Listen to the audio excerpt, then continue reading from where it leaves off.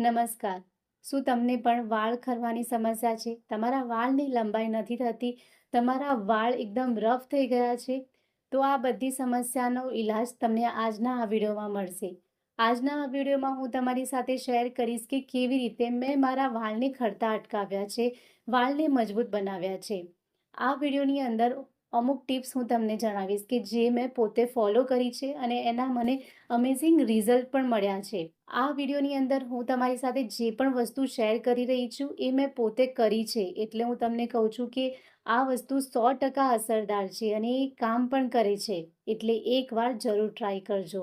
સૌથી પહેલાં જો તમે ચેનલ પર નવા છો, ચેનલને પહેલીવાર જોઈ રહ્યા છો તો ચેનલને સબસ્ક્રાઇબ કરી લેજો અને વિડીયો સારો લાગે તો લાઈક કરવાનું બિલકુલ ભૂલવાનું નથી. જુઓ, વાળ ખરતા અટકાવવા માટે સૌથી પહેલાં તમારે શું કરવાનું છે એ હું તમને જણાવીશ. હમણાં તો આંબળાની સિઝન ચાલે છે, એટલે તમારે માર્કેટમાંથી ફ્રેશ આંબળા લઈ આવવાના છે. રોજ સવારે ભૂખ્યા પેટે તમારે 1 થી 2 આંબળાનો જ્યુસ પીવાનો છે અથવા તો આંબળાને ચાવીને ખાવાનું છે. જ્યારે પણ તમે આંબળાનો જ્યુસ બનાવીને ખાઓ તો એ જ્યુસની અંદર તમારે એક મરીને વાટીને નાખવાની છે. એ વસ્તુ તમારે ભૂલવાની નથી. કારણ કે જ્યારે આપણે આંબળાની અંદર મરીને નાખીએ છીએ ત્યારે આંબળાની અંદર જેટલા પણ વિટામિન્સ છે એ બધા આપણા શરીરની અંદર સારી રીતે એબ્ઝોર્બ થાય છે. જો તમને ફ્રેશ આંબળા ન મળે તો તમે આંબળા પાવડર પણ લઈ શકો છો. કોઈ પણ સારી કંપનીનો તમારે આંબળા પાવડર લઈ આવવાનો છે. સવારે ભૂખ્યા પેટે હુંફાળા ગરમ પાણીની અંદર તમારે 1 ચમચી આંબળા પાવડર નાખીને આ પાણીને પી જવાનું છે. રેગ્યુલર તમારે 1 મહિના સુધી આ પાવડરને પીવાનો છે. 1 મહિના સુધી જો તમે આંબળાના પાવડરને પીવો છો ને તો 1 મહિના પછી તમે જોશો કે તમારા વાળની અંદર એકદમ જ ચમક આવી ગઈ છે. તમારા વાળ ખરતા એકદમ જ ઓછા થઈ ગયા છે. એટલું અસરદાર છે આ આંબળા. તો આ પહેલું વસ્તુ હતું કે જે આપણે અંદરથી વાળને સ્ટ્રોંગ કરવા માટે કરવાના છે. જુઓ, વાળને ખરતા અટકાવવા માટે શું ખાવાનું છે એ તો આપણે જોઈ લીધું. હવે વાળમાં શું લગાવવાનું છે એ આપણે જોઈશું. આ માટે તમારે એક તેલ બનાવવાનું છે અને સાચું કહું, આ જે તેલ છે એ એટલું ચમત્કારિક છે, એટલું અદ્ભુત છે કે એના 2 થી 3 એપ્લિકેશનમાં તમારા વાળ ખરતા ખૂબ જ ઓછા થઈ જશે. તો ચાલો જોઈએ કે આ તેલને કેવી રીતે બનાવવાનું છે અને કઈ રીતે લગાવવાનું છે. સૌથી પહેલા આ તેલ બનાવવા માટે તમારે બની શકે તો લોખંડની કડાઈ જ લેવી. આ કડાઈની અંદર તમારે 100 ml કોપરેલનું તેલ નાખવાનું છે. કોપરેલ તમારે કોલ્ડ પ્રેસ જ લેવું. બીજું તેલ તમારે રાઈનું લેવું. આ તેલ તમારે 50 ml લેવાનું છે. આ તેલ પણ તમારે કોલ્ડ પ્રેસ જ લેવું. ત્રીજું તેલ તમારે દિવેલ લેવાનું છે. દિવેલ તમારે 50 ml લેવાનું છે. હવે સૌથી પહેલું ઇન્ગ્રીડિયન્ટ છે કાંદો. એક મીડિયમ સાઇઝનો તમારે કાંદો લેવાનો છે. ડુંગળી વાળને ખરતા અટકાવે છે, વાળને લાંબા કરે છે. બીજી વસ્તુ તમારે 1 મુઠ્ઠી જેટલા કડી પત્તા લેવાના છે. કડી પત્તા પણ વાળને ખરતા અટકાવવા માટે ખૂબ જ હેલ્પ કરે છે. ત્રીજી વસ્તુ તમારે લેવાનું છે આદુ. 1 ઇંચ જેટલો તમારે આદુનો ટુકડો લેવાનો છે. એને આ રીતે ઝીણું કટ કરી લેવાનું છે. ચોથી વસ્તુ તમારે ફ્રેશ એલોવેરા જેલ લેવાનું છે. એલોવેરા પણ વાળને ખરતા અટકાવવામાં ખૂબ જ હેલ્પ કરે છે. પાંચમી વસ્તુ તમારે લેવાની છે મેથી. મેથી તમારે અહીં 1 ચમચી લેવાની છે.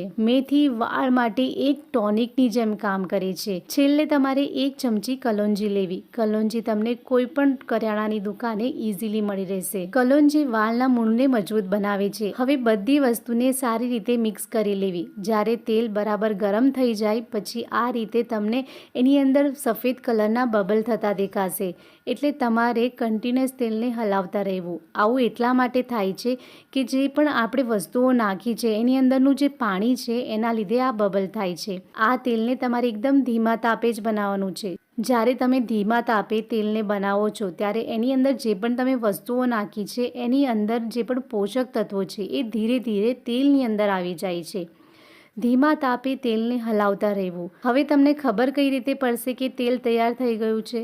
તો 5 મિનિટ થઈ ગયા બાદ પાણીનો ભાગ બધો બળી જશે અને ફક્ત તેલ બાકી રહેશે. બધી વસ્તુ આ રીતે બ્રાઉન કલરની થઈ જશે. એટલે તમારે સમજી જવું કે તેલ બનીને તૈયાર થઈ ગયું છે.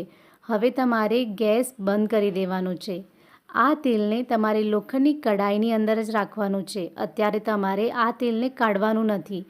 1 દિવસ માટે તમારે આ તેલને લોખંડની કડાઈની અંદર રાખી મૂકવું, જેથી લોખંડની અંદરના જે પણ ગુણ છે એ બધા તેલની અંદર આવી જાય અને આપણા વાળને મળે. બીજા દિવસે તમારે એક બોટલ લેવાની છે.